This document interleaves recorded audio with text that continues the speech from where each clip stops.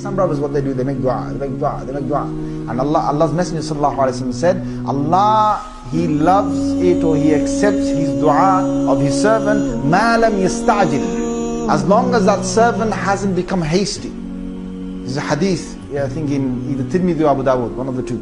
So the Sahaba said, Messenger of Allah, how is the person hasty? So here the Rasulullah sallallahu alaihi wasallam, he said what?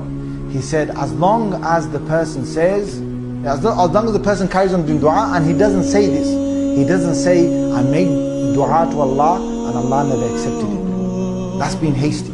You start saying, I made dua to Allah so many times and this dua never got accepted. Who are you? Who are you? Because Allah Azza wa Jal does three things for you in return of the dua that you just made. One of three things. One of three things He will do for you. Number one, either Allah will give to you what you just asked for.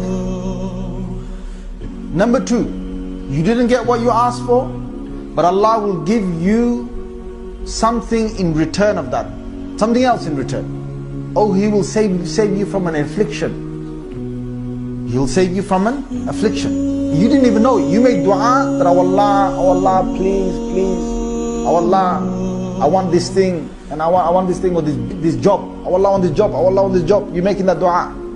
Allah never gave you that job, for whatever other reasons as well. But what He did is, He saved you from another musibah somewhere else because of that dua, or He gave you some other thing. It might not even be a job. It might be something else Allah gave you. And the third thing, the best of all things, is you never got anything at all in this dunya. You can say, what? I made dua all my life, I never got anything in this dunya? What? On the day of judgment, some brothers will come and they will see right next to them. This is in hadith of Ahmad. A person will see right next to him, he will see mountains full of reward. Now this guy sees mountains full of reward and he thinks, nah man, I didn't even live that long to get these mountains full of reward. That can't be mine. And he's looking at his little piles next to him. So then long time passes by, no one comes to claim their mountains full of reward. And then the person says, oh Allah, just a question. What, my servant? He said, these mountains full of rewards, who are they for? I said, for you, my son. He says, for me? Allah, for me? You know, the guy's thinking, how is it possible that I get so much reward? Allah says, my servant, you were in the dunya, while you were in the dunya, you used to make dua to me. I never accepted your dua. That dua you used to make to me every single day. Every day you used to make dua to me. I never accepted it. But what I did in return is I gave you reward. And I kept on giving you reward for the dua that you used to make to me. And today those duas are mountain full of reward.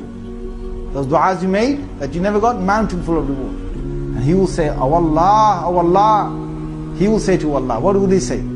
He's speaking on our behalf, guys, if you understand that, yeah? Rasulullah sallallahu alaihi wasallam can't tell your name, you can't say my name, you can't say your name, but some of us are in this situation. Say, oh Allah, in that case, why did you accept any of my du'as?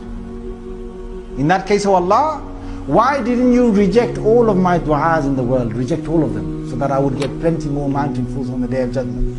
If only we understood what Allah is doing to us and what is beyond our fate.